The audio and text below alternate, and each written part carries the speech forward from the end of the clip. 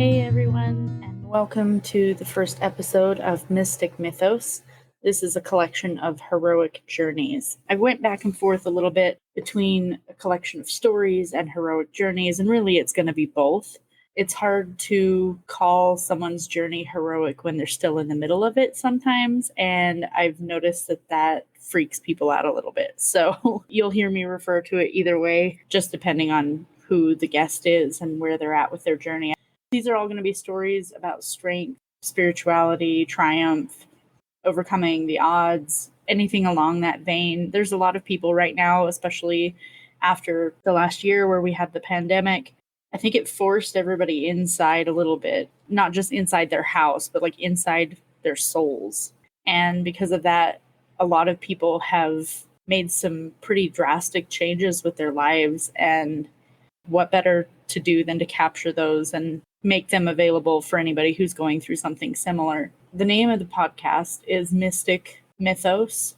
I chose this because mystic is a person who seeks through contemplation and self-surrender to obtain unity with the absolute, or someone who believes in the spiritual apprehension of truth beyond intellect. And what that really means is realizing that there's something much bigger and there are truths that we do not understand. Mythos was chosen because it is a story or a set of stories that's relevant to having a significant truth or meaning, which all of these stories will. They're all going to cover different journeys from different types of backgrounds, different people's lives, people who have been through a lot and people who have been through really hard things as adults, and some people who have gone through really hard things as children, just a big variety of all of these. So my name is Sheena. I'm going to be the host of the podcast. I've always been a collector of stories. And what I mean by that is I have the gift of making people feel comfortable enough to open up and have really deep conversations. I've always had a way of getting into deep conversations with people. Even when I was young, I always got sent home with notes from my teachers, from my parents, saying that I talk too much. So this seems like a natural way to maximize my gift. My hope with the podcast is to leave you feeling inspired and also to collect the resources that will help you get through some of the harder parts of what you might be dealing with. Like I said, we're going to be talking to people who have been through a lot of different things and are at different points in their journeys. And I'm just hoping that wherever you find yourself in this journey, you'll be able to find some content that resonates with you and hopefully have some tools that will help you navigate where you are right now. The podcast was kind of an idea that I had a couple years ago. I was living through what I called my year of yes, and this would have been in 2018. I was trying to be creative and find outlets for things that I had been discovering through this year of yes. I put off the podcast for a couple of reasons. The biggest one was that I didn't have time. I was working in the design industry. I have a degree in graphic design and photography. I had been working in that industry for a long time, and it's really, really fast paced. It also includes a lot of crazy timelines and somewhat inconsistent work schedule.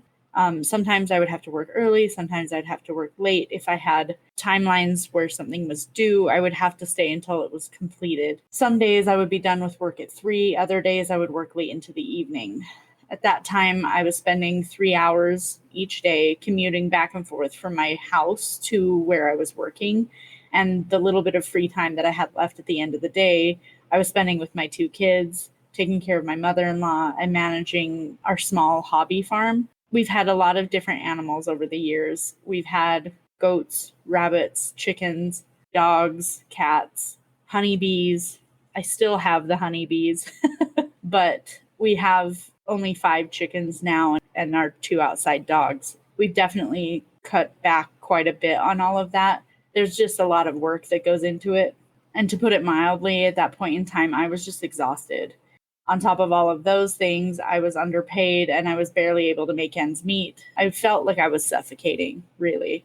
I just felt like I couldn't breathe. I was stressed out all the time. And in 2019, after my year of yes, I made a career path change, which is not easy to do because I had been working in the design industry for like 15 years. It was a pretty drastic change. It was about 6 months before the pandemic really hit in the US. And to say that things got crazy at that point in time would be the understatement of the year. Who didn't get hit by that, though? You know what I mean? There was a lot of people who were affected by that. A lot of people lost jobs. A lot of people lost their source of income. A lot of people had to make some hard transitions. And this is what I mean. Like, it kind of forced us all into what a lot of people have referred to as a forced winter. In a lot of ways, I think that it was kind of necessary. As a society, we were going through some really difficult things. And there had been like this hustle culture for a long time, and I was part of it. So that forced winter was kind of needed, I think, in some ways. It forced everybody to really take a look at their lives and reflect inward, which has been beneficial for most people. I think it was detrimental for some, but we can get into that later. I was more recently inspired to start up this podcast by a couple of friends that I have that are going through their spiritual awakening, if you want to call it that. I think it's really important here to remind everyone we're all at different phases in the process of life, just like we're all at different phases in this journey of, what we call spirituality or our belief systems. No two paths are ever going to look the same.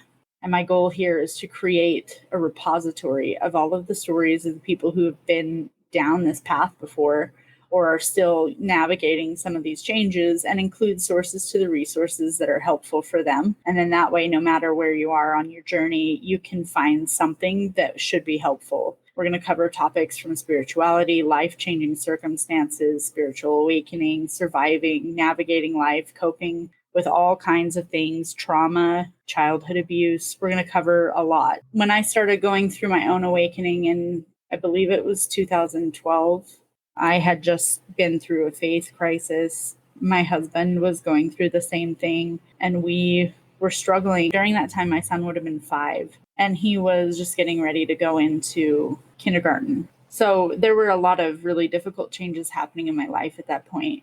And I remember being really overwhelmed and trying to unpack all of these things that had been taught to me by this culture of the faith that I was a part of. Not a lot of people at that time were talking about what they were thinking or feeling or doing or going through, how they processed that, let alone in an accessible format. The only thing that was available was like an online forum. Podcasts really weren't a huge thing at that point, or maybe I just wasn't as aware of them. That's totally possible. This is also a no judgment zone. I am only the collector of the stories, creating and holding the space for these and putting the info into a format that's accessible for anybody who might be going through these things. Along with the no judgment zone, I'm going to kind of leave the length of the podcast free form.